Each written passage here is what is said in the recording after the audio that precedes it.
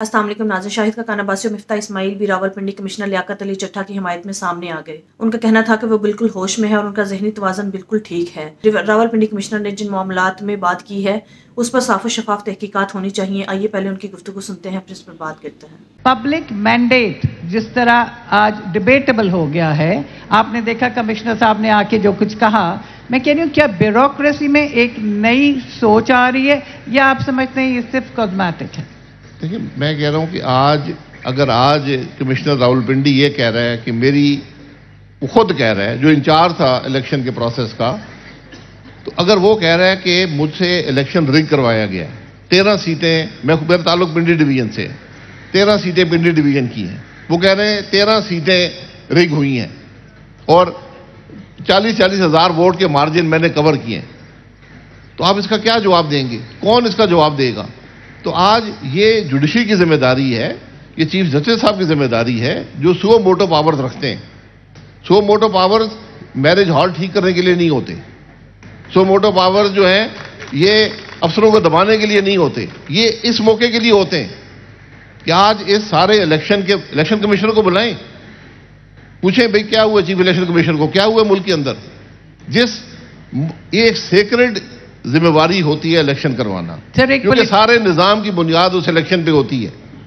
कल अगर हमारी हुकूमत वो होगी जो एक चोरीशुदा इलेक्शन की वजह से आई है, तो वो हुकूमत क्या परफॉर्म करेगी? तो वो चल भी नहीं सकती ना जी। आज के दौर में वो चल सकेगी? जी, आज के दौर की बात नहीं है।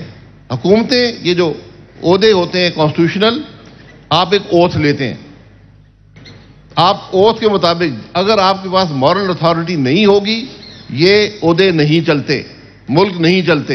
मिफ्ता साहब, आज जब कमिश्नर साहब का बयान आया पिंडी के, तो आपकी पॉलिटिकल पार्टी के एक बड़े रहनुमा, या मैं कह भी दूं, उन्होंने कहा, अगर आप मानते हैं, आप अभी तक पीएमएलएन में हैं, नहीं है तो ओके, पीएमएलएन के एक रहनुमा ने कहा कि जी वो मेंटली अनस्टेबल थे इसलिए उन्होंने ये बयान दिया है।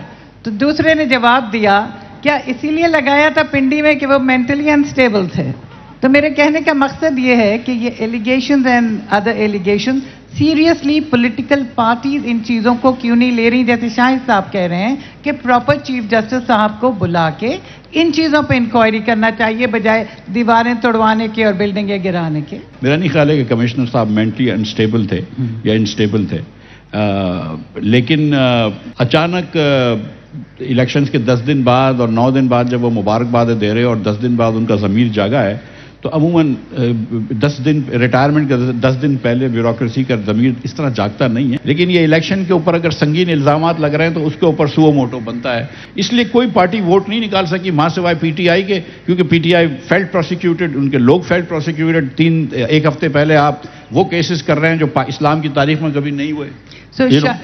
मैं एक गुजारिश कर दूं, सिर्फ अपना ओथ अगर आप उसकी पासदारी कर दे तो आपके मुल्क के मामला दुरुस्त हो जाएंगे। सर, लेकिन हमारे मुल्क में हमने देखा अभी रिसेंटली भी कि पीटीआई ने कुरान पे हलफ उठवाया था और वो लोग चले गए डिफरेंट पार्टीज में, कुछ लोग उनके।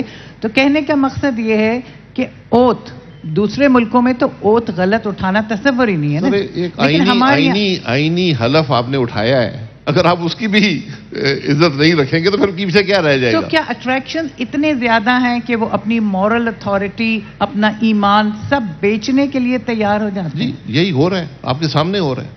आज कौन सा ओहदेदार है जो अपने ओथ पे कायम है? तो इसको कैसे चेक करेंगे? ये अवाम चेक करेंगे, तो अवाम और अवाम अपने वोट से करेंगे, आज नहीं तो कल कर लेंगे। मैं इस पे एक गुजारिश ये करना चाहता हूं कि इस वक्त हम सबको नजर आ रहा है कि पीटीआई के साथ ज्यादती हुई है इस इलेक्शन में, और पीटीआई ने इस इलेक्शन में जो रिजल्ट्स आए उससे अच्छा किया है। आई थिंक एवरीबॉडी, थोड़ा सा माइक आने का, हम सबको ये नजर आ रहा है कि पीटीआई के साथ इस इलेक्शन के रिजल्ट्स में ज्यादती हुई है, और जो रिजल्ट्स आए पीटीआई ने उससे अच्छा किया है। आज ये एकदम सही बात है आपकी कि पीटीआई, मैंने उस दिन लिखा था, ये ट्वीट किया था कि एक साहब जो थे, जो अभी एक दिन पहले पीटीआई के टिकट पे जीते हैं, दूसरे दिन आके मुस्लिम लीग ज्वाइन कर ली। पीटीआई के वो इंडिपेंडेंट, बैक्ड इंडिपेंडेंट थे। तो मैंने लिखा कि इट वाज रॉन्ग, और मुझे जो मुझे अफसोस हो रहा है, मैं आपको सच बताने लगा हूं कि मैं ये समझता था कि मुस्लिम लीग ने एक मॉरल क्लैरिटी अचीव कर ली है 2008 के बाद, जब मियां साहब वापस आए, जब जेल में रहे, मुशर्रफ के ज़माने में जलावतनी करी, तो एक मॉरल क्लैरिटी अचीव कर ली थी। میں سمجھتا ہوں کہ انہوں نے وہ مورل کلیئرٹی کھو دی ہے آج. میں سیدھی بات کر رہا ہوں کہ وہ جو مورل کلیئرٹی ان کے پاس تھی, جو ووٹ کو عزت دو کی بات کرتے تھے, وہ اب سب کھو دی ہے انہوں نے. تو انہیں احساس ہے اس چیز کا کہ انہوں نے یہ moral authority kho the? I think کہ لوگوں کو تو احساس ہے نا, جو ووٹ جس نے ڈالا ہے یا نہیں ڈالا ہے ان کو تو احساس ہے نا. تو پولیٹیشنز کا دیکھیں, پولیٹیشنز کو تو ہر آدمی کو, مجھے تو نہیں احساس ہوتا کہ میرے کپڑوں کی استری صحیح نہیں ہے, اور لوگ بتاتے ہیں. سو مطلب لوگوں کو خود احساس نہیں ہوتا ہے, لیکن دوسرے لوگوں کو پتہ چل جاتا ہے. تو اب کیا ہوگا؟ ابھی اس وقت کیا ڈھانچہ, کیا آپ ایک بند گلی میں داخل ہو گئے. بند گلی؟ جی بالکل.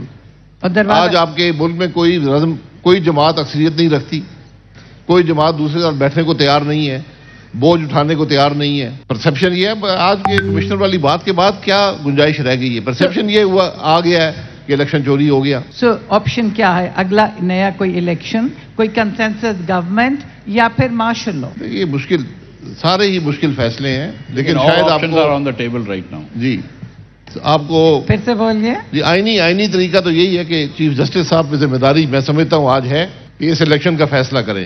یہ درست تھا, یہ نہیں تھا. اور اگر بلے جیسا فیصلہ ہو گیا, آپ کو پتہ ہے سمبل لیا گیا تھا, وہ بھی تو بڑا کویسچن ہے. وہ یہ فیصلہ کریں کہ الیکشن درست تھا, یہ نہیں تھا, یہ ان کا کام ہے. اس کے بعد عوام کا فیصلہ ہے جس کو بھی لانا چاہتے ہیں. سو آپشن میں وہی پوچھوں, کیا سپریم کورٹ کا جو فیصلہ آئے گا وہ آپ سمجھتے ہیں سب کو منظور ہوگا؟ ملک جن مشکلات میں ہے, مجھے جس بات پر سب سے بڑا شکوہ ہے کہ ہمیں شاید اس ارجنسی کا احساس نہیں ہے جو اس کی آج ملک کو ضرورت ہے. اور اس الیکشن نے یہ ثابت کر دیا ہے کہ اگر ہم صرف سیاست اقتدار کی کریں گے, اقتدار برائے اقتدار اور ہر قیمت پر اقتدار کی بات کریں گے, تو ملک نہیں چلے گا. شاہد صاحب نے قریباً 3 سال پہلے کہا تھا کہ ایک وقت ایسا آئے گا اس ملک میں جب کوئی وزیر اعظم بننے کو تیار نہیں ہوگا. آپ نے کیوں کہا تھا؟ لیکن ایک حالات نظر آتے ہیں کہ جب معاملات اتنے مشکل ہو جائیں کہ اس کا حل کسی کے پاس نہ رہے, ہم الیکشنز کو چوری کر لیتے ہیں, نااہل اور کرپٹ لوگوں کو اسمبلی میں بھیج دیتے ہیں. یہ ایک سیاسی سوچ کی عکاسی ہے جو ناکام ہو گئی ہے. اب ان چیزوں کا وقت نہیں رہا. ناظرین, جیسا کہ آپ نے دیکھا کہ نواز شریف کو اہل قرار دے دیا گیا اور یہ سب جسٹس قاضی فائز عیسیٰ کی عدالت میں کیا گیا.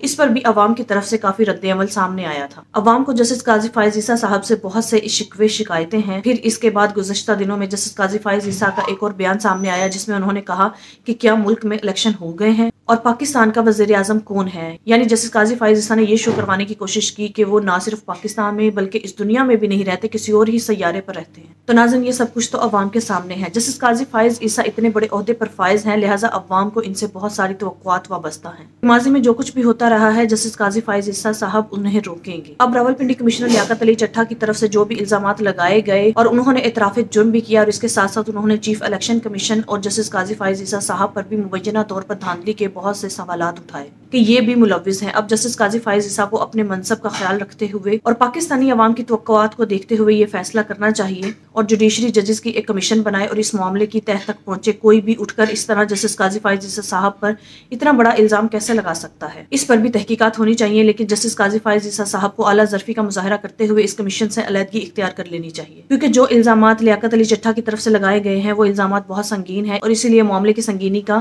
خیال رکھتے ہوئے جسٹس قاضی فائز عیسیٰ صاحب کو اس معاملے سے علیحدگی اختیار کر لینی چاہیے. ناظرین, ہو سکتا ہے جسٹس قاضی فائز عیسیٰ صاحب اس معاملے میں بے قصور ہوں, بے گناہ ہوں, اور لیاقت علی چٹھا کو کوئی غلط فہمی ہوئی ہو, اور اس کے ساتھ ساتھ الیکشن کمیشن جو بھی اس معاملے میں ملوث ہیں ان سب کو کیفر کردار تک پہنچانے کے لیے صاف شفاف تحقیقات ہونا بہت ضروری ہے.